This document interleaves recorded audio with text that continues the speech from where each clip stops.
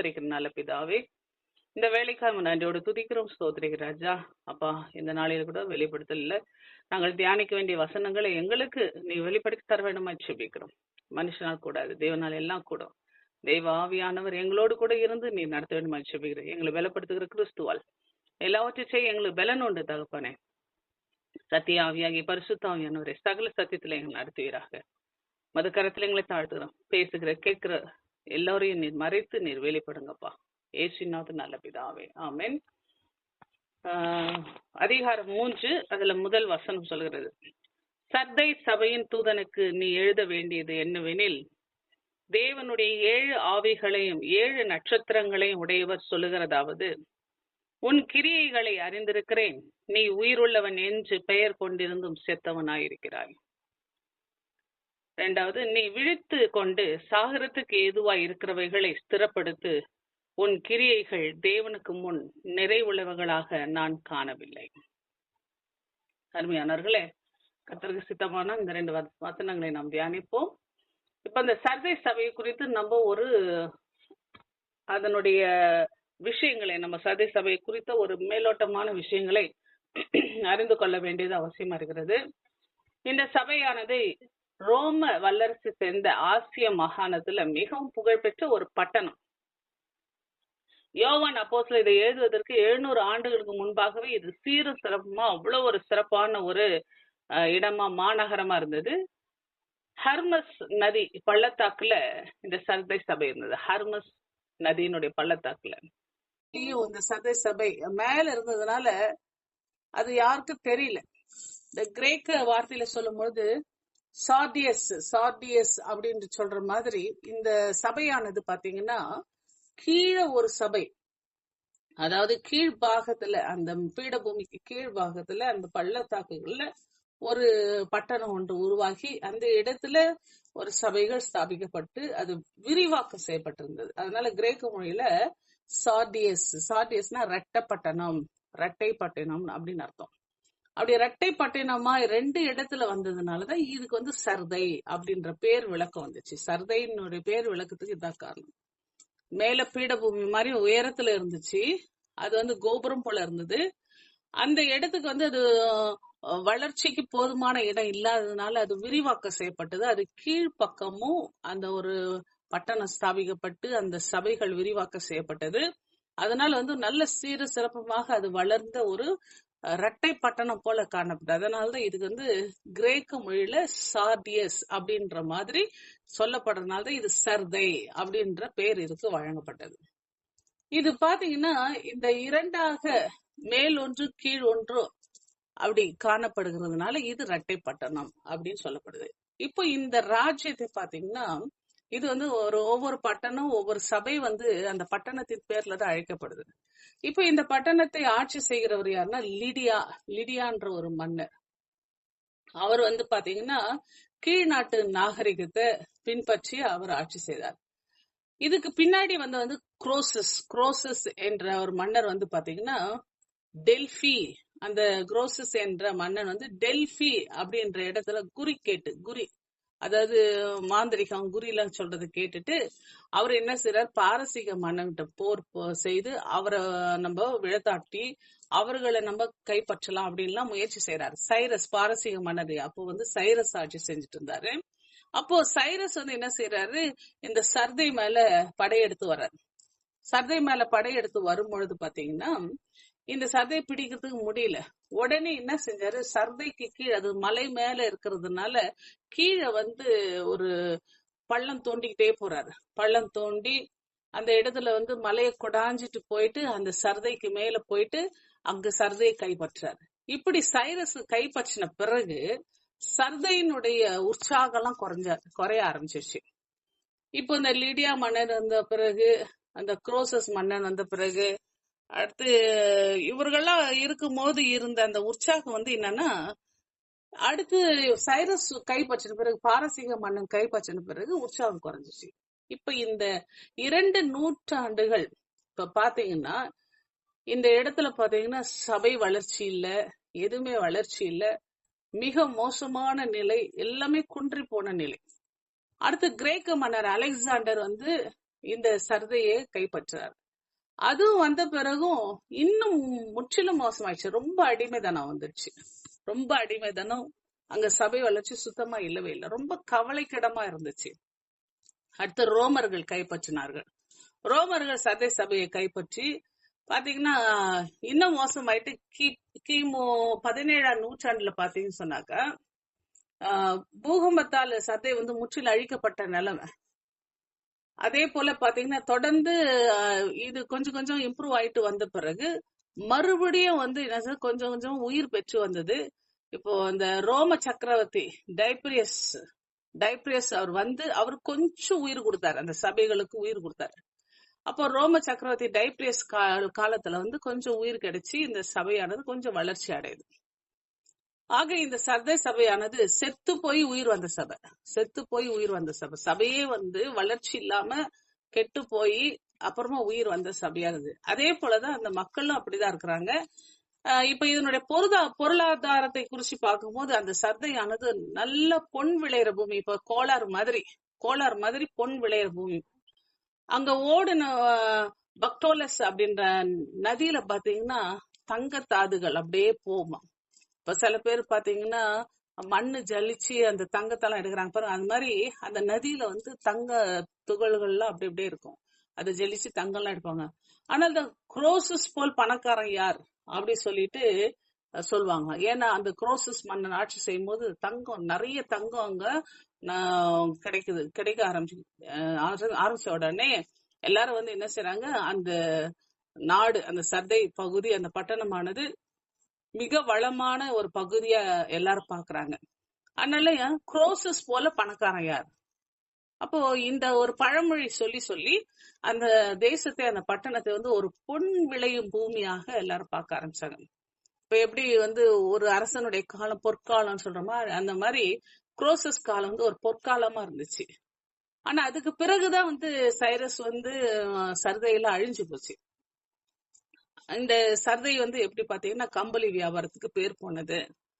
கம்பளிக்கு சாயம் போடுறது, இந்த தொழிலாம் அங்க முத சாயம் போடுறது இந்த சர்தையில தான் கண்டுபிடிக்கப்பட்டது. சாயம் போடுற தொழில், சாயம் போடுற அந்த செயல், அந்த இதெல்லாம் சர்தையில தான் கண்டுபிடிக்கப்பட்டது. அதே போல பாத்தீங்கன்னா இந்த சர்தையானது இப்படி ஒரு சிறப்பான நிகழ்வுகளை கொண்டு இருந்தாலும் அது சிந்தனையற்ற ஒரு ஆயத்தமற்ற ஒரு சபையாக இருந்தது. அந்த பட்டணம் என்று சொல்லும் பொழுது அந்த பட்டணம் ஒரு சபையும் சேர்ந்த ஒரு காரியம். அதனால அது ஆயத்தமற்ற ஒரு பட்டணமாக, ஆயத்தமற்ற ஒரு சபையாக அது காணப்பட்டது.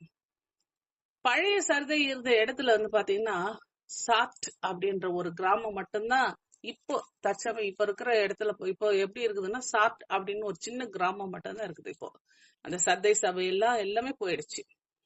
அப்போ ஒரு ஆயத்தம் இல்லாத ஒரு நிலை இருந்ததுனால என்னன்னா ஒரு அழிவை அது சந்திச்சது. அரசர்கள், பல அரசுகள், பல ராஜ்யங்கள் அது அழிக்கப்பட்டு ஒன்று இல்லாமல் போய்விட்டது. பாருங்க, கிரேக்கர்கள் வந்தாங்க, அடுத்த ரோமர்கள் வந்தாங்க. இப்படி எல்லாம் என்னன்னா அது ஒரு அழிவை சந்தித்ததை பார்க்கணும்.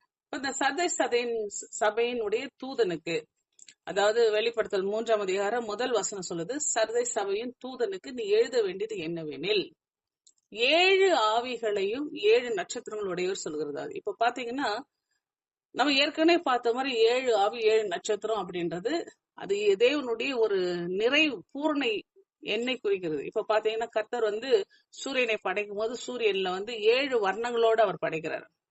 மனிதனை படைக்கும் போது 7ஆவது நாள் ஓய்வு கொடுத்து அந்த மனிதனுடைய உயிர் அணுக்கள், இப்ப பாத்தீங்கன்னா ஒரு விஞ்ஞான பூர்வமா சொல்லும் பொழுது 7 ஆண்டுக்கு ஒரு முறை மனுஷனுடைய உயிர் அணுக்கள் உயிர்ப்பிக்கப்படுதான், புதுப்பிக்கப்படுதான்.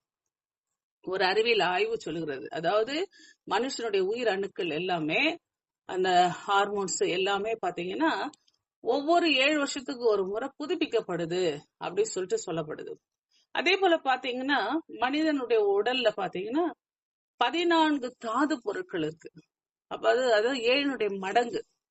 அப்போ உடம்புல மனுஷனுடைய உடம்புல 14 தாது பொருட்கள் இருக்கிறதுன்றதும் ஒரு உண்மையான ஒரு சத்தியமா இருக்கு. அப்போ 7 ஒரு பூரணத்தினுடைய நம்பரா இருக்குது.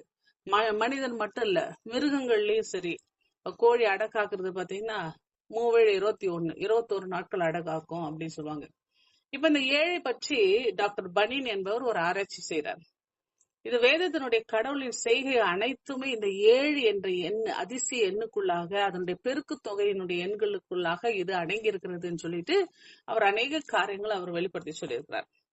இந்த 7 நட்சத்திரம் 7 சபையினுடைய தூதர்களை குறிக்கிறத நம்ம பாக்குறோம். இப்போ தேவனுடைய 7 ஆவிகள் என்பது 7 ஆவினா 7 பரிசுத்த ஆவிகளா அப்படின்னா இல்ல. அந்த பரிசுத்த ஆவியர் ஒருத்தர் தான். அவருடைய செயல்பாடுகளை அந்த 7 குறிக்கிறதா இருக்குது. இப்போ இந்த நேரத்துல பாத்தீங்கன்னா ஏசாயா 11 அதிகாரம் 2வது வசனத்துல நம்ம பாக்குறோம், ஞானத்தையும் உணர்வையும் அருளும் ஆவி. அப்போ பரிசுத்தாவி ஒன்றுதான். அந்த இடத்துல அவருடைய சுவாபங்கள், அவருடைய செயல்பாடுகள், அதுதான் 7. ஞானம் உணர்த்துகிற ஆவி 1, உணர்வை உணர்த்துகிற ஆவி 2, ஆலோசனை கொடுக்கிற ஆவி 3, பலனை கொடுக்கிற ஆவி 4, அறிவை உணர்த்துகிற ஆவி 5, அடுத்தது கர்த்தருக்கு பயப்படுகிற பயத்தை அருளும் ஆவி 6, அடுத்து கர்த்தருடைய ஆவியானவர்.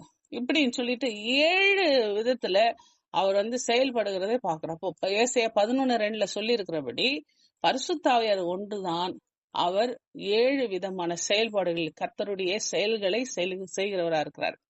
இப்ப இந்த ஆவியானவர் இயேசு இணைந்து இந்த 7 சபைகளுக்கும் எழுதுகிற அந்த செய்தி மடல் தான் இந்த லெட்டர்ஸ் தான் இது. இப்ப பாத்தீங்கன்னா முதல்ல வாழ்த்துக்கள் சொல்லப்படுது. இப்ப எப்படி உங்களுக்கு கிருபையும் சமாதானம் உண்டாவதாக அப்படின்னு சொல்லிதான் வாழ்த்துக்களோட நிறைய லெட்டர்ஸ்ல எழுதப்படுறத பாக்குறோம். இந்த கிருபை தகுதியற்றவர்களுக்கு கிடைக்கக்கூடிய ஒன்று நமக்கு தெரியும். அதே போல பவுல் கூட பாத்தீங்கன்னா எல்லா கடிதத்திலயுமே கிருபையும் சமாதானம் உண்டாவதாக அப்படின்னு தான் சொல்வாரு. அதே போல அந்த வாழ்த்துக்களோடவே ஆரம்பிச்சு முடிக்கும் பொழுது கிருபை உங்களுடன் இருப்பதாக அப்படிதான் முடிப்பார். ஏன்னா இந்த கிருபை மனுஷனுக்கு தேவையான ஒன்று. நாம் நிர்மலமாக இருப்பது அவருடைய சுத்த கிருபை. அதே போல செய்தி உரைப்பவரும் இப்போ பாத்தீங்கன்னா லெட்டர் எழுதும் போதும் சரி, அந்த செய்திகளை உரைக்கிறதும் சரி, அது கர்த்தராகிய இயேசு கிறிஸ்துவும் ஆவியானவர் இணைந்துதான் செய்கிறதை நம்ம நன்றாக புரிந்து கொள்ளணும். இப்ப பாத்தீங்கன்னா மரித்தேன், ஏதோ சதா காலங்களில் நான் உயிரோடு இருக்கிறேன் என்று சொன்னவர் நம்ம ஆண்டவராகிய இயேசு கிறிஸ்து. அப்படியா சொன்னவர் என்ன செய்யறாரு, அவர் என்ன செய்யறாரு, நான் சொல்றதை நீ எழுது அப்படின்னு சொல்லுவாரு. எழுதி முடிச்சிட்ட பிறகு அந்த எழுதி முடிச்ச கடைசியில சொல்லும் பொழுது அதுல என்ன சொல்லப்படுதுன்னா, ஆவியானவர் சபைகளுக்கு சொல்லுகிறதை காதுள்ளவன் கேட்க கடவன். ஆனா எழுதுன்னு சொல்லும் போது யாரு சொல்றதுன்னா இயேசு கிறிஸ்து சொல்றார். வெளிப்படுத்தல் 1ஆம் அதிகாரம் 18வது வசனம் 19வது வசனம் பாத்தீங்கன்னா, மரித்தேன் ஆனாலும் இதோ சதா காலங்களில் உயிரோடு இருக்கிறேன், ஆமேன், நான் மரணத்துக்கு பாதாளத்துக்கு உடைய திறவுகோள்களை உடையவனா இருக்கிறேன், நீ கண்டவைகளை இருக்கிறவைகளை இவைகளுக்கு பின்பு சம்பவிகளை எழுது. யார் சொல்றது? இயேசு கிறிஸ்து. ஆனால் 2ஆம் அதிகாரத்துல 7வது வசனம், அடுத்து 11வது வசனம், 17வது வசனம், 29வது வசனம், இப்படி எல்லாம் பாத்தீங்கன்னா அந்த ஒவ்வொரு சபைக்கு முடிச்ச பிறகும் ஆவியானவர் சபைகளுக்கு சொல்லுகிறதை காதுள்ளவன் கேட்க கடவன். இப்போ பாத்தீங்க சொன்னாக்க 2 பேரும் இணைந்து அங்க செயல்படுறத நம்ம பாக்குறோம். ஒவ்வொரு லெட்டர்லயும் இயேசு கிறிஸ்து சொல்ல ஆவியானவர் எழுதுகிறதை பாக்குறோம்.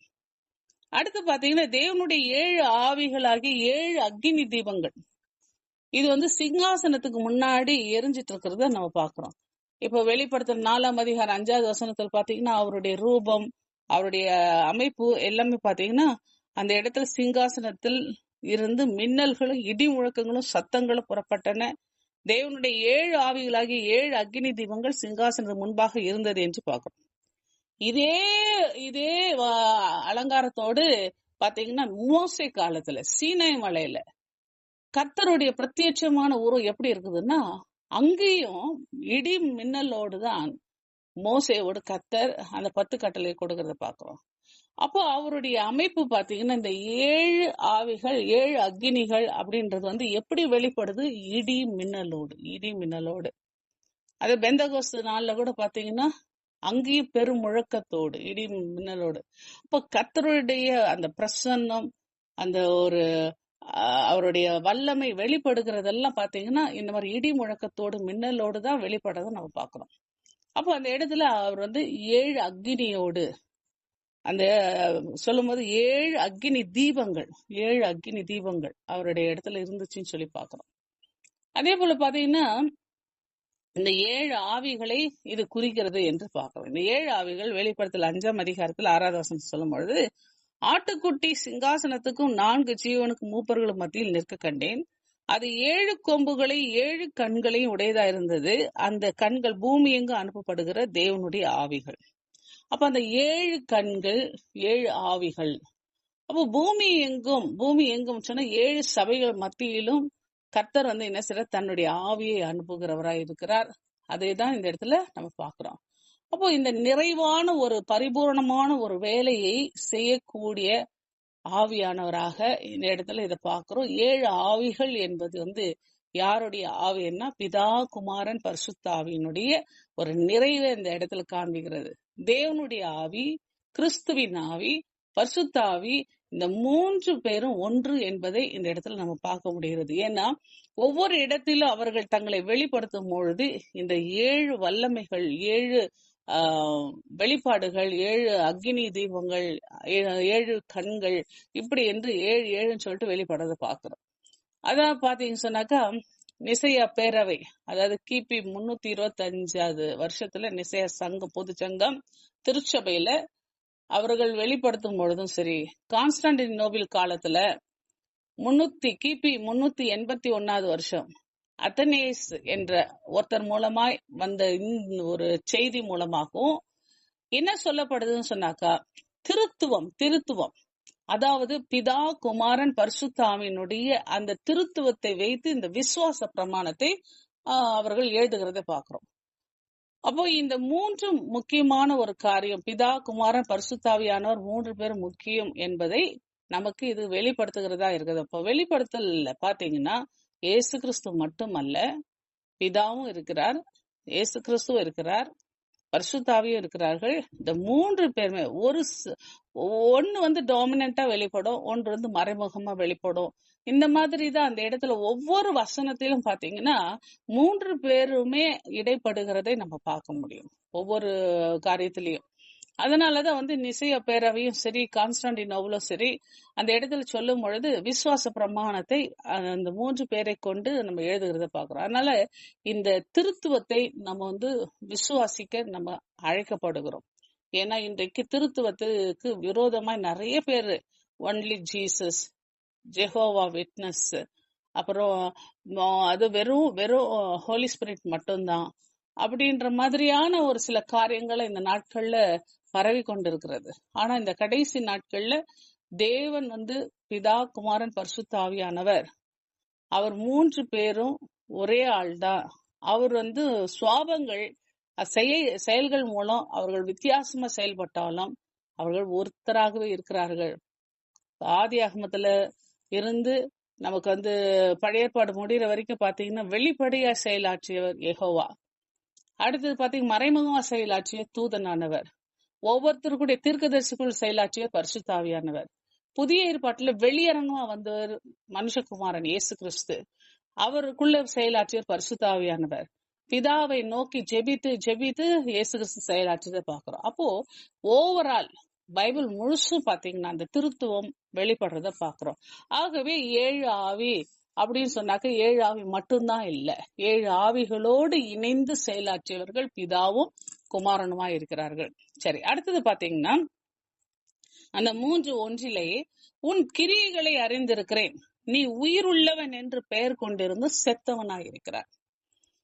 அருமையானவர்களே, இதுல ரொம்ப முக்கியமான ஒரு வார்த்தை இது.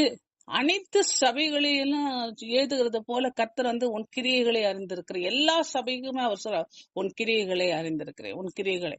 ஏன்னா ஆம்னி பிரசன்ஸ், அவர் எங்கும் நிறைந்திருக்கிறார், எங்கும் வியாபித்திருக்கிறவர், அவர் எங்கும் எல்லா இடத்திலும் தூணிலும் இருப்பார், துரும்பிலும் இருப்பார் என்று மற்றவங்க சொல்ற மாதிரி, புறஜாதியார் சொல்ற மாதிரி அவர் எங்கும் நிறைந்திருக்கிற தேவன்.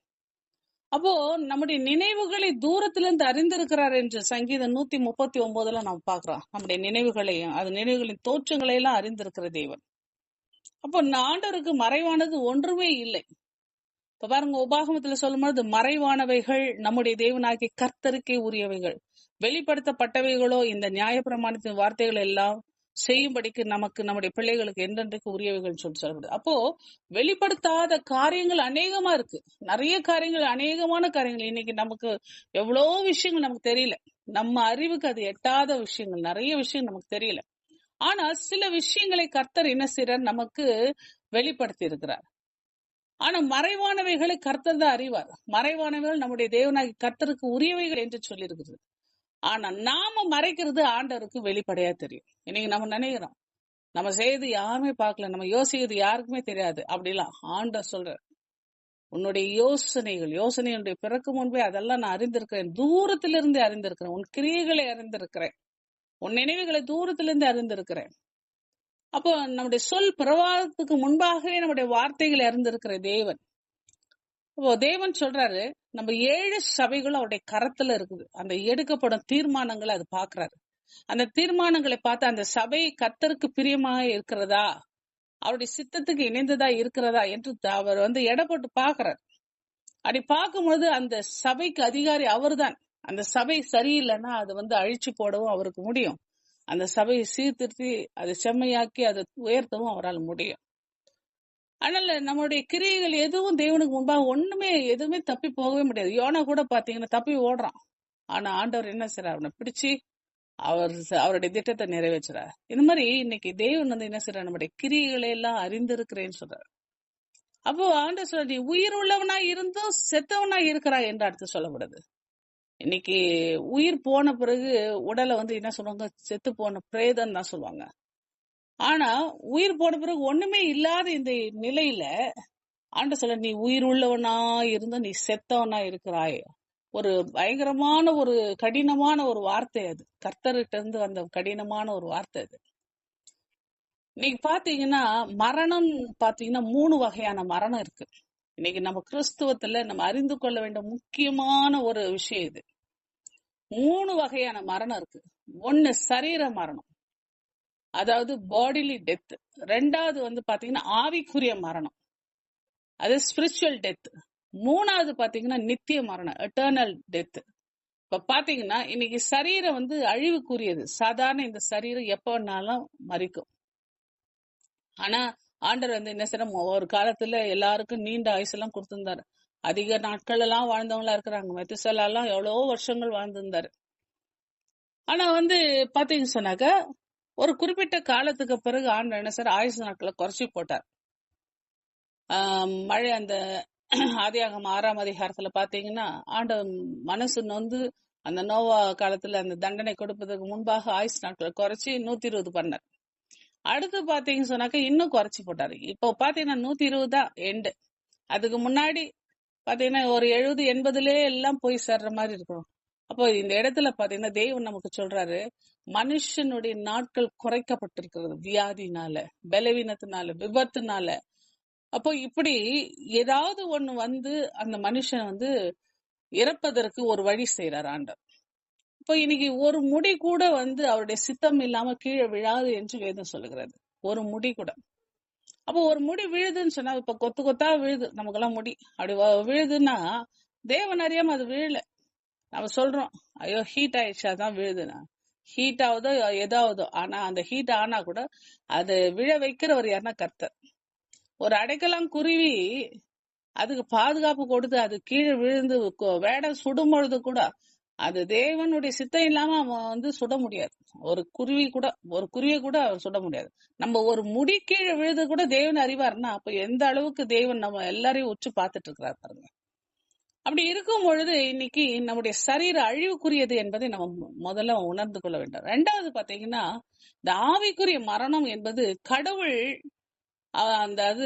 கடவுளுக்கு மனுஷனுக்குள்ள தொடர்பு துண்டிக்கப்படும் போது ஏற்படுகிற ஒரு காரியம். இந்த மரணம் எப்ப ஏற்பட்டது என்றால், ஆதியில ஏதேன்ல ஆதாம் ஏவாள் கர்த்தரோடு உள்ள உறவை துண்டித்து கொண்டார்கள், தங்களை துண்டித்து கொண்டார்கள். அப்படி துண்டிக்கப்பட்ட பொழுது ஏற்பட்ட அந்த நிலைதான் ஆவிக்குரிய மரணம். பிசாசு சொன்னா, நீங்க சாகவே சாவதில்லை அப்படின்னு சொல்லிட்டு சொல்லும் பொழுது அந்த இடத்துல உண்மைதான், சரீரத்துல சாவல, ஆத்துமால செத்து போயிட்டாங்க. ஏன்னா அவர்களுக்கும் தேவனுக்கு இடையில இருக்கிற உறவு துண்டிக்கப்பட்டது. பிசாசு வஞ்சித்து அவன் என்ன செய்யறான், பிசாசனுடைய வார்த்தைகளை கேட்க ஆரம்பிச்ச பிறகு தேவனை லிசன் பண்ண மறந்துட்டான். தேவனுக்கும் அவர்களுக்கும் இருந்த உறவு பிரிக்கப்பட்டது. இப்போ இன்னொருத்தருக்கு செவி கொடுக்க ஆரம்பிச்சாங்க. ஒரு காலத்துல கர்த்தரை மட்டுமே செவி கொடுத்தவர்கள் அவர்கள். ஆதாமும் ஏவாளும் கர்த்தரை மட்டுமே செவி கொடுத்திருந்தாங்க. ஆனா கடைசியில பாத்தீங்கன்னா அவர்கள் என்ன செய்யறாங்க, பிசாசுக்கு செவி கொடுக்க ஆரம்பிச்சிட்டாங்க. பிசாசுக்கு செவி கொடுக்க ஆரம்பிச்ச பிறகு அவர்களுடைய ஆவியானது, அந்த ஆத்மாவானது மரணத்தை சந்தித்தது. அது ஆவிக்குரிய மரணம். அந்த ஆத்மாவுல இருக்கிற ஆவி செத்து போச்சு. தேவன் கொடுத்த அந்த ஜீவ சுவாசம் செத்து போச்சு. அப்படி செத்து போனதுனால அவர்கள் கடவுளிடம் இருந்து அவர்கள் தொடர்பு துண்டிக்கப்பட்டது. அவர்கள் தேவனோடு ஏதேன் உறவுன்றது என்னன்னா மகிழ்ச்சியின் உறவு, ஆண்டரோடு கொண்ட உறவு அங்க துண்டிக்கப்பட்டதுனால அவர்கள் என்ன செய்யறாங்க, துரத்தப்படுறாங்க. தேவனுக்கு அவர்களுக்குள்ள உறவு முறிஞ்சு போச்சு. முறிஞ்சு போனதான் என்ன, வெளியே துரத்தப்படுறாங்க. இப்ப அதனாலதான் ஆண்டவர் சொல்றாரு பாருங்க, பவுல் அப்போஸ்தலன் மூலமா எபேசியர் 2:1 சொல்ற, அக்கிரமங்களினாலும் பாவங்களினாலும் மரித்தவர்களாயிருந்த உங்களை உயிர்ப்பித்தார். பாவம் நம்மை பரிசுத்த கடவுளிடமிருந்து பிரித்து இருக்கிறது. அப்போ அக்கிரமத்தினாலும் பாவத்தினாலும் மரித்து போய் இருந்த நம்மை, இப்போ சரீர உயிரோடு தான் இருக்குது, நல்லாதான் பேசுறோம், நல்லாதான் இருக்கிறோம், ஆனா ஆத்மா செத்து போயிருக்குது. அந்த மாதிரி நிலையிலிருந்து நம்ம மீட்டெடுக்கதான் இயேசு கிறிஸ்து இந்த பூமிக்கு வந்தார். ஆனாலும் இந்த நிலையில கூட, இந்த ஆவிக்குரிய மரணத்துல பாத்தீங்கன்னா, இந்த நிலையில கூட ஒரு இளைய மகனுடைய காரியத்துல கூட பாருங்களேன், தகப்பன் என்ன சொல்றாரு, இவனோ மரித்தான் திரும்ப உயிர்த்தான், மனம் திரும்பி வந்தால் உயிர்ப்பிக்கப்படுகிறான். இந்த ஆவிக்குரிய மரணத்துக்கு ஒரு வாய்ப்பு ஆண்டவர் கொடுக்கிறார். இந்த பூமியில இந்த கிருபையின் காலம் நம்ம கொடுக்கப்பட்டதுடைய நோக்கம் என்னன்னா, செத்து போன ஆத்மாவை உயிர்ப்பிக்க கொடுக்கப்பட்ட காலம் தான் இந்த கிருபையின் காலம். அப்ப இந்த செத்து போன ஆத்மா உயிர்ப்பிக்கப்படுவதற்கு தேவன் ஒரு வாய்ப்பு கொடுக்கிறார். இவனோ மரித்தான் திரும்பவும் உயிர்த்தான். அப்போ தந்தையினுடைய அன்பை விட்டு உறவை வெட்டிக்கிட்டு போனவன் மறுபடியும் வந்த பிறகு தந்தை ஓடி போய் கட்டி பிடிச்சுக்கிறாரு. ஓடி போய் கட்டி பிடிச்ச பிறகு அவனுக்கு அந்த ஒரு உறவு உயிர்ப்பிக்கப்படுது. அதனால பாருங்களேன், சகோதரனிடத்தில் அன்பு கூறாதவன் மரணத்தில் நிலை கொண்டிருக்கிறான். அப்போ இந்த பூமியில அன்புதான் என்னன்னா உறவை வலுவிக்கிறது. அதே போல ஆவிக்குரிய அன்பு இல்லாதவன் ஆவிக்குரிய மரணம் அடைந்தவன். அன்பு இல்லாதவன் ஆவிக்குரிய மரணத்தை அடைந்தவன். ஆவிக்குரிய மரணத்துக்கு இன்னும் ஒரு காரணம் என்னன்னா, 1 தீமோத்தேயு 5:6 சொல்லுது, சுகபோகமாய் வாழ்கிறவள் உயிரோடே செத்தவள். அதாவது யாரெல்லாம் சுகபோகமாய், அதாவது இந்த உலகத்துக்குரிய சிற்றின்பத்தை அந்த நேசித்து வாழ்கிறவர்கள் தேவனோட ஐக்கியம் இல்லாதவர்கள். Those who live in pleasure, யாரெல்லாம் அந்த உலகத்தினுடைய ஆசாபாசங்களுக்கு இணங்கி அந்த தேவனுக்கு கொடுக்க வேண்டிய நேரம், தேவனோடு கொடுக்க வேண்டிய அந்த இடம், தேவனோட ஐக்கியம், அதை விட்டுட்டு இந்த உலகத்தினுடைய சிற்றின்பங்களுக்கு நேரத்தை செலவு பண்ணுகிறவர்கள். இப்ப பாருங்க, பிரேயருக்கு கூப்பிட்டா பிரேயருக்கு வர முடியல, ஏன்னா எனக்கு அந்த வேலைக்குது, இந்த வேலைக்குது, அப்படிக்குது இப்படிக்குது, உலகத்தினுடைய இழுப்புக்கெல்லாம் ஓடிட்டு இருக்கிறவர்கள். அப்போ இந்த உலகத்தினுடைய காரியத்தில் ஓடிக்கொண்டிருக்கிற தேவனோடு ஐக்கியப்படுவதற்கு தடை. இது ஆவிக்குரிய மரணம். இது ஆவிக்குரிய மரணம். புரிஞ்சுக்குங்க, தயவு செஞ்சு புரிஞ்சுக்குங்க.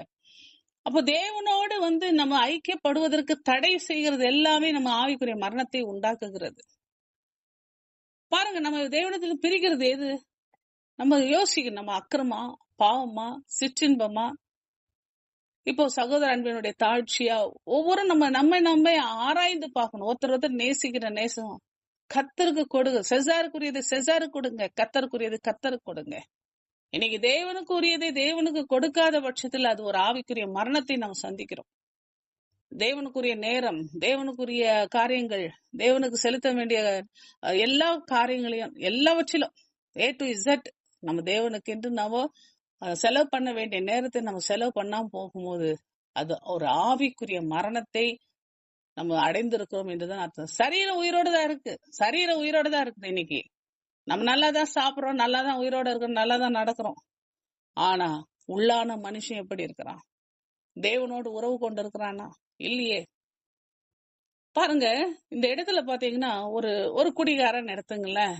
இப்போ ஃபார் எக்ஸாம்பிள் குடிகாரன் சொன்னா, ஒவ்வொரு மனுஷனும் தனக்குள்ள ஒரு வில் பவர் இருக்கும். அந்த வில் பவர் பாத்தீங்கன்னா ஒரு பாவம் தொடர்ந்து செய்யும் பொழுது அந்த வில் பவர் வந்து கொஞ்சம் கொஞ்சமா அந்த போதை மருந்துக்கு ஆளாகும் போது என்னன்னா, அவங்க அதுக்கு அடிமையாகும் பொழுது அந்த வில் பவர் குறையும். அந்த பாவத்தில் இருப்பவனுடைய உணர்ச்சிகள் கூட செத்து போகும். அப்ப என்னன்னா, அவங்களுக்கு வந்து பாவம் செய்யும்போது கொஞ்சம் பயம், முதல்ல பாத்தீங்கன்னா பயப்படுவாங்க. கொஞ்சமா இருக்கும்போது பயப்படுவாங்க. ஆனா அது செய்ய செய்ய செய்ய செய்ய துணிகரம் வந்துரும். அந்த உணர்ச்சிகள் மறுத்துப்பட, அந்த வில் பவர், அந்த அந்த கான்சியஸ், அந்த காட்லி கான்சியஸ் எல்லாம் மறுத்து போயிடும் பொழுது என்னன்னா, சர்வசாதாரணமா அந்த பாவ உணர்வே இல்லாம, அந்த உணர்வு, அதாவது ஆண்டவர் சொல்ற உணர்வு உள்ளவன் உண்டோன்னு பாக்குறாராம். ஒருவனும் இல்லை, ஒருவன் ஆகல. அப்ப அந்த உணர்வே இல்ல, நம்ம தப்பு செய்யறோன்ற உணர்வே தெரியாது பாருங்க. தொடர்ந்து அந்த தப்பு செஞ்சுனே இருப்பாங்க. அதான் ஒரு ஒரு எக்ஸாம்பிள் சொல்லணும்னா பாத்தீங்கன்னா, ஒரு ஓவியர் வந்து ஒரு படம் வரையணும்னு ஆசைப்பட்டாராம். ஒரு அழகான ஒரு ஏஞ்சல் வரையணும்ட்டு. அது இன்னொருத்தர் கூட சொல்லுவாங்க, ஜீசஸ் படம் வரைஞ்சாங்கன்னு சொல்லிட்டு. ஒரு ஓவியர் வந்து ஏஞ்சல் படம் வரைஞ்சிருக்கிறார். அப்படி ஏஞ்சல் படம் வரையும் போது ஒரு நல்ல மாசு மறுவற்ற ஒரு பையனை மாடலா வச்சு அழகா வரைஞ்சிடாரு. சில வருஷங்கள் கழிச்சு பிசாசு படம் வரையணும்ட்டு அதுக்கு ஒரு முகம் தேடி இருக்கிறாரு. பார்த்தா ஒரு பையன், ஒரு கொஞ்சம் வயசாகி முகம்லாம் வாடி சுருக்கம் விழுந்து முகம்லாம் இருள் அடைஞ்சு அப்படி இருக்கிற ஒரு ஆளை பிடிச்சி அந்த முகத்தை மாடலை வச்சு பிசாசுக்கு வரைகிறார். அப்போ அந்த ஆள் வந்து சொல்றேன்னா, இந்த இடத்துக்கு நான் வந்திருக்கிறேன், இந்த இடத்துல என்ன வச்சு நீங்க வரைஞ்சிருக்கிறீங்க அப்படின்னு சொல்ல பார்த்தாக்கா, ஏறத்தாழ ஒரு சில வருஷங்களுக்கு முன்னாடி ஒரு அழகான வாலிபனா இருந்தவன் இப்போ சீர்கெட்டு அந்த உருவமே மாறி அழுக்கடைஞ்சு முகம்லாம் இருள் அடைஞ்சு சுருக்கம் அடைஞ்சு பிசாசு மாதிரி இருக்கிறத பாக்குறது. அருமையானவர்களை, பாவம் வந்து ஒரு மனுஷனை மாத்திடும், அந்த பிரகாசத்தை இழந்து போக செஞ்சிடும். அவனுடைய முகத்தை மாத்தும், அவனுடைய உருவத்தை மாத்தும், அவனுடைய உள்ளத்தை மாத்தும், எல்லாமே மாத்திடும். இப்போ உள்ளும் புறமும் நம்ம அந்த அக்கிரமத்தில் செத்தவர்கள், அக்கிரமத்தில் மரித்து போனவர்களுடைய அமைப்பானது உள்ளும் புறமும் அது செத்த நிலை தான் காணப்படும். ஆனா அந்த போதை மருந்துக்கு அடிமையானவர்கள்லாம் பார்த்தீங்கன்னா விகாரமா தான் இருப்பாங்க. அவங்க உயிருடன் இருந்தும் செத்தவர்கள். குடும்பத்துக்கும் உதவி இல்லை, திருச்சபைக்கும் உதவி இல்லை, சமுதாயத்துக்கும் உதவி இல்லை. அதனால்தான் பவுல் அப்போஸ்தலர் பாவத்தின் சம்பளம் மரணம். அவர் அப்படியே கொஞ்சம் கொஞ்சமா சரீர மரணம் மட்டுமல்ல, ஆவிக்குரிய மரணம். அப்ப அந்த ஆத்மீக மரணம் நித்திய மரணத்துக்குள்ளா இது கொண்டு போகிறதா இருக்குது. மனம் திரும்புறதுக்கு ஒரு வாய்ப்பு ஆண்டவர் கொடுக்கும் போதே திரும்பிடணும். அப்ப ஆவிக்குரிய மரணத்துல இருக்கிறவர்கள் திரும்பறதுக்கு ஒரு வாய்ப்பு இருக்கு. அது திருந்தாத பட்சத்தில் அது நித்திய மரணத்துக்கு கொண்டு செல்லும். பாவத்தின் சம்பளம் ஆகிய மரணம் நித்திய மரணத்துக்கு கொண்டு போய் சேர்க்கும். அப்போ ஆண்டவர் சொல்றாரு, நீங்க மரணத்தை நேசிக்கிறீர்களா இல்ல கிருபையாய் கொடுக்கிற நித்திய ஜீவனை நேசிக்கிறீர்களா? அப்ப இன்னைக்கு நம்ம எதை சூஸ் பண்றோம்? அதான் ஒரு பாட்டு கொடுக்கும், மண்ணுக்காக மாணிக்கத்தை விட்டிட மாட்டேன், இந்த மண்ணுக்காக மாணிக்கத்தை விட்டிட மாட்டேன், பூரண அழகுள்ளவரே. அந்த பாட்டுல பாத்தீங்கன்னா எவ்வளவு அழகா சொல்லுவது, பூரண அழகுள்ளவர் நம்ம ஆண்டவர். அந்த அழகுள்ள தேவனை நம்ம பற்றி கொள்வதற்கு இந்த பூமியில இந்த மண்ணுக்காக இந்த பூமிக்காக மாணிக்கமாகிய கர்த்தர் நம்ம விட்டு கொடுக்க கூடாது. அப்போ நம்ம எதை சூஸ் பண்றோம்? இதுவா அதுவா? நம்ம கண்ணு முன்னாடி இருக்கு உலகமா கர்த்தரா? கீழானவைகள் அல்ல, மேலானவைகளையே நீங்கள் பற்றி கொள்ளுங்க ஆண்டவர் சொல்றார். உன்னுடைய ராஜ்யம், உன்னுடைய தேசம் பரலோகம், இது வந்து உனக்கு சொந்தமானது அல்ல. அப்ப இந்த உலகம் வந்து இந்த உலகத்தை வச்சுக்கிட்டு, இந்த கிருபையின் காலத்தை வச்சுக்கிட்டு நம்ம நித்தியத்துக்குள்ள போகணும்ன்றதான் தேவன் நமக்கு சொல்லி கொடுக்கிற காரியம். அப்போ ஆண்டவர் சொல்ல, என் வசனத்தை கேட்டு என்னை அனுப்பினவரை விசுவாசிக்கிற நித்திய ஜீவன் உண்டு. அப்போ இயேசு கிறிஸ்துனுடைய வசனத்தை கேட்டு, அப்ப அவரை விசுவாசிக்கிறவர்களுக்கு தான் நித்திய ஜீவன் உண்டு. இன்னைக்கு இயேசு கிறிஸ்துனுடைய வசனத்தை நம்ம கேட்கிறோமா? அப்போ இன்னைக்கு நம்ம அவருடைய ஆக்கினை தீர்ப்புக்கு உட்படாமல் மரணத்தை விட்டு நீங்கி ஜீவனுக்கு உட்பட்டிருக்கிறான் என்று ஆண்டவர் சொல்ற, மெய்யாகவே உங்களுக்கு சொல்லுகிறேன் யோவான் 5:24 அப்ப அவரை விசுவாசிக்கிற நித்திய ஜீவன் உண்டு. அவன் வந்து ஆக்கினை தீர்ப்பு கூட உட்பட மாட்டான். அப்ப வசனத்தை கேட்கிறவன், வசனத்தை கேட்டு அவரை அனுப்பினவரை விசுவாசிக்கிறவன். இன்னைக்கு வசனத்தை கேட்கறதுக்கு இன்னைக்கு நிறைய பேருக்கு தயார். வசனம்னாவே வசனம் ஆயிடுது எல்லாருக்குமே. ஐயோ, உபதேசம்னாவே அவ்வளோ கஷ்டமா இருக்குது. அப்போ அந்த ஆண்டருடைய வார்த்தைகளை கேட்கறதுக்கு அவ்வளோ கஷ்டப்படுறோம். இன்னைக்கு தேவனுடைய வசனத்தை கேட்கறதுக்கு உங்களுக்குள்ள தயக்கம் வருதுனாவே கொஞ்சம் யோசிக்கணும். உங்களுக்குள்ள ஆண்டோடைய வசனம் உள்ள போகலன்னாவே அங்க யோசிக்கணும். அங்க இருள் இருக்குதுன்னு அர்த்தம். ஆவிக்குரிய மரணத்துக்குள்ள போயினுக்கிறீங்கன்னு அர்த்தம். கொஞ்சம் ஜாக்கிரதையா இருக்கணும். காதுகளை ஆண்டவர் சொல்ற, காது உள்ளவன் கேட்க கடவன். காது இல்லைன்னு அர்த்தம். அப்போ ஆவிக்குரிய காது இல்ல, அங்க செவிட்டு விரியன்கள். அப்போ தேவன் நமக்கு ரொம்ப எச்சரிக்கை பண்றார். நித்திய மரணம். அப்ப நித்திய மரணம் என்பது இரண்டாம் மரணம். முதல் மரணம் ஆதியில ஏற்பட்டது. அந்த மரணத்தை ரெக்டிஃபை பண்றதுக்கு தேவன் நமக்கு ஒரு கிருபையின் காலத்தை கொடுத்திருக்கிறார். அதை சீர்படுத்துவதற்கு, ஸ்திரப்படுத்துவதற்கு நமக்கு ஒரு காலம். ஆனா இரண்டாம் மரணம், வெளிப்படுத்தல் 2ஆம் அதிகாரம் 11வது வசனம் பாக்குறோம். அப்ப இந்த இரண்டாவது மரணத்தை குறிச்சு ஆண்டவர் நமக்கு சொல்லும் பொழுது அந்த இடத்துல சொல்லப்படுகிறது, ஆவியானவர் சபைகளுக்கு சொல்லுகிறதை காதுள்ளவன் கேட்க கடவன். ஜெயங்கொள்ளுகிறவன் இரண்டாம் மரணத்தினால் சேதப்படுவதில்லை. இப்ப இரண்டாம் மரணம் என்பது என்ன? அந்த நித்திய மரணம், அதாவது ஆக்கினை கடல். அதுக்குள்ள போய் சேதம் அடைய மாட்டார்கள். அப்போ நித்திய மரணம் பாவத்தின் விளைவாக வரக்கூடிய ஒரு வேதனையான ஒரு நிலை, வேதனையான ஒரு சூழ்நிலை. அது துன்பத்தினுடைய நீடிப்பு, ஒரு நீடித்த காலமாய். அதுக்கு அதாவது முடிவே இல்லை, எட்டர்னல். அப்போ முடிவே இல்லை. அப்போ கர்த்தரையும் அவர் அளிக்கும் சந்தோஷத்தையும் சமாதானத்தையும் நம்ம பெற்றுக்கொள்வதற்காக தான் தேவன் இந்த பூமியில நமக்கு ஒரு வாழ்வை கொடுத்திருக்கிறார். நாம நினைச்சுக்கிறோம் இந்த வாழ்வு நம்ம சுய இஷ்டமா ஓடணும், உடையாடணும், இருக்கணும்ன்றது இல்ல. இந்த வாழ்வை கொண்டு நம்ம நித்தியத்தை சம்பாதித்துக் கொள்வதற்காக, இந்த வாழ்வை கொண்டு நித்திய ராஜ்யத்துக்கு பங்குள்ளவர்களாக மாறணும், இந்த வாழ்வை கொண்டு நித்திய சமாதானத்துக்கு போகணும், அந்த வாழ்வை கொண்டு நித்திய சந்தோஷத்தை பெற்றுக்கொள்ளணும். அப்போ கர்த்தரை அவர் அளிக்கக்கூடிய சந்தோஷத்தை சமாதானத்தை நித்திய நித்தியமாய் நம்ம பெற்றுக்கொள்ள வேண்டும் என்பதுதான் தேவனுடைய திட்டம். அந்த திட்டத்துக்காக தான் தேவன் நம்மை அழைத்திருக்கிறார். ஆனால் இந்த உலகத்துல எவ்வளோ பேருக்கு இந்த சத்தியத்தை புரிஞ்சுக்கவே தெரியல. கேட்டாதானே புரியும், கேட்டாதானே விசுவாசம் வரும்.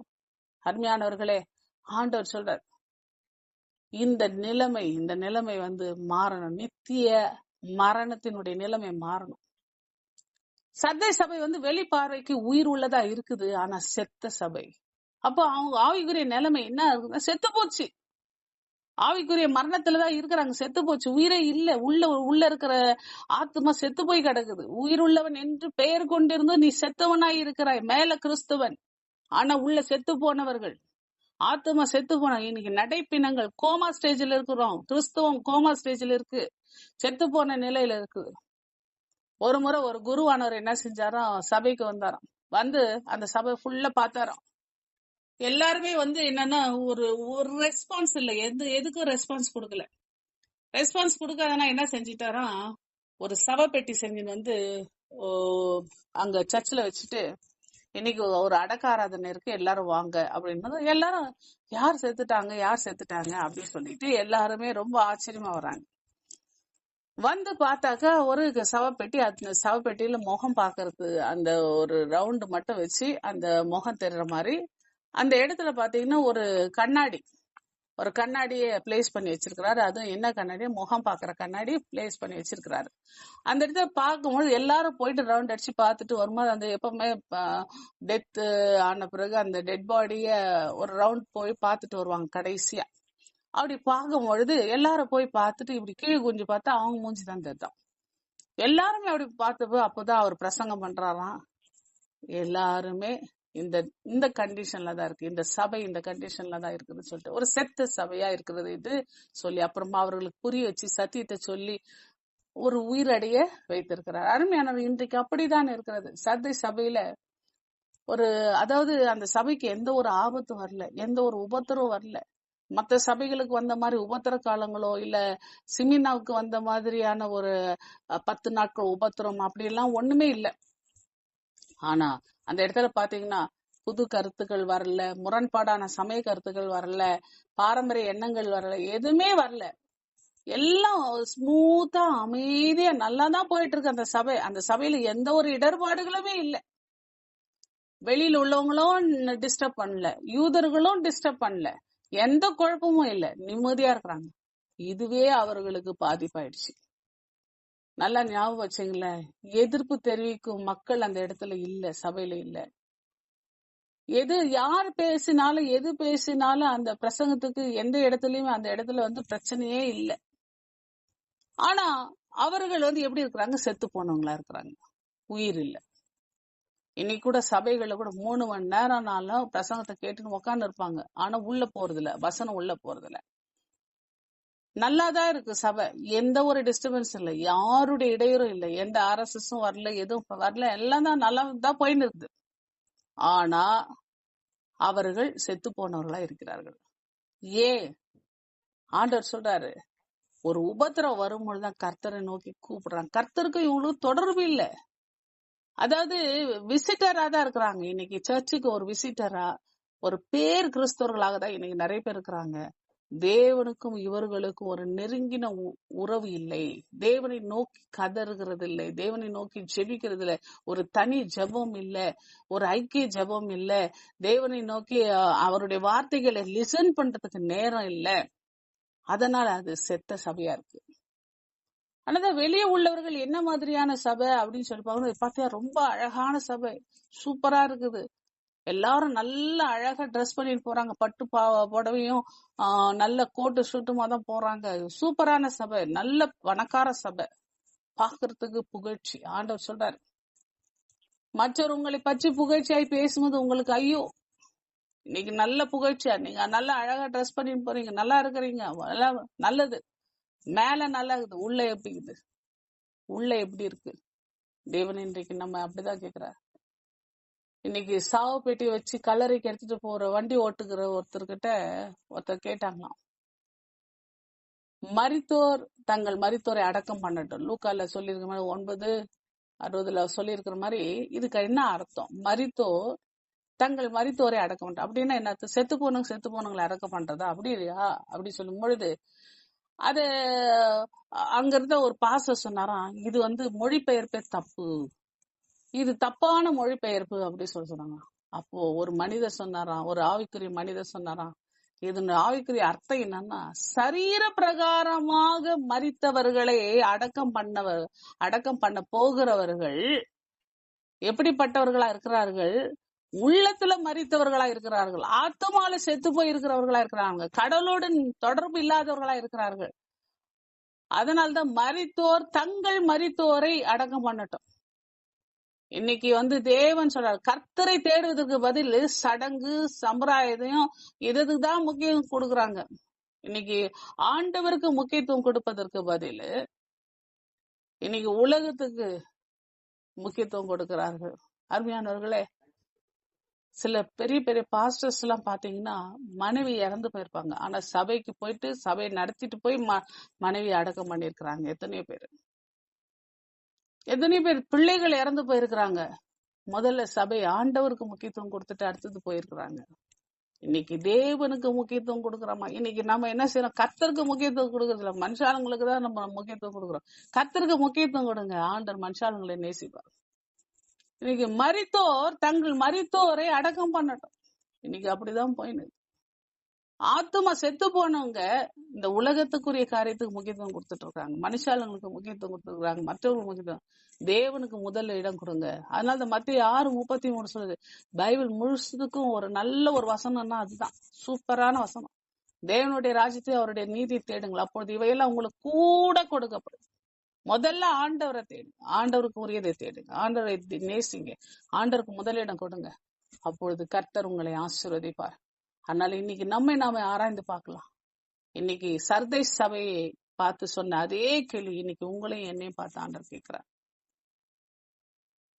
வெளியில உயிர் உள்ளவன் என்று சொல்லி கொண்டிருக்கிற நாம், சரீரத்துல உயிர் உள்ளவர்களா இருக்கிற நாம், இன்னைக்கு ஆத்மாவில் எப்படி இருக்கிறோம்? உயிருள்ளவன், நான் என்னுடைய சபை உயிருள்ளது, நான் உயிருள்ளவனா இருக்கிறேன் என்று சொல்லி இருக்கிற நாம், கடவுளோடு நான் என்று எப்படி நெருங்கி இருக்கிறேனா? என் ஆத்மா உயிரோடு இருக்கிறதா? என் ஆத்மா எப்படி இருக்கிறது? சற்று யோசித்து பாருங்க. நாம இன்னைக்கு ஆராய்வோம். கர்த்தர் தாமே நம்மை ஆசீர்வதிப்பாராக. ஜெபம் செய்வோம். அன்பின் பரலோக பிதாவே, இந்த நாளுக்காக இந்த நேரத்துக்காக நன்றி ராஜா. அப்பா, இன்னைக்கு சர்தை சபைக்கு சொல்லப்பட்ட அதே கேள்வி இன்றைக்கு எங்களுக்கும் கொடுக்கப்பட்டிருக்கிறது. அப்ப அந்த வார்த்தை எங்களுக்கு கொடுக்கப்பட்டிருக்கிறது. உயிர் உள்ளவன் என்று சொல்லப்படுகிற நீ செத்தவனாய் இருக்கிறாய். இன்றைக்கு நாங்கள் எங்களை ஆராய்ந்து பார்க்க எங்களுக்கு ஒரு தருணத்தை கொடுத்திருக்கிறீங்கப்பா. எங்களுடைய உள்ளான மனது, உள்ளான மனுஷன் உயிருள்ளவனாய் இருக்கும்படிக்கு கர்த்தாவே இந்த நாள் எங்களை ஒப்பு கொடுக்கிறோம். ஒவ்வொரு நிமிஷமும் கர்த்தரோடு ஐக்கியமா இருக்க எங்களுக்கு உதவி செய்யுங்க. ஒரு வார்த்தையோட ஐக்கியமா இருக்க உதவி செய்யுங்கப்பா. இன்னைக்கு ஜெபம் மட்டும் அல்ல, வார்த்தையிலும் எங்களுக்கு விடுதலை உண்டு என்பதை உணர்ந்து கொள்ள உதவி செய்யுங்க. காதுள்ளவர்களா இருக்க உதவி செய்யுங்க. அப்ப எங்களுடைய இருதயத்தை அது சமுத்திரம் ஒப்பு கொடுத்து செபிக்கிறோம். அது வார்த்தையை கேட்டு அதை விசுவாசிக்கிறது தான் நித்திய ஜீவன் என்று சொல்லப்படுகிறது. அந்த நித்திய ஜீவனுக்கு பெற்றவர்களாக இருக்க உதவி செய்யுங்கப்பா. ஆக்கினைக்கு உட்படாத ஒரு வாழ்க்கையை எங்கள் ஒவ்வொருக்கும் தருவீராக. இந்த சத்தியத்தை கேட்கிற ஒவ்வொரு பிள்ளைகளும் நீர் ஆசீர்வதியும், ரட்சியும், காத்துக்கொள்ளும். இயேசுவின் நாமத்தில் நல்ல பிதாவே.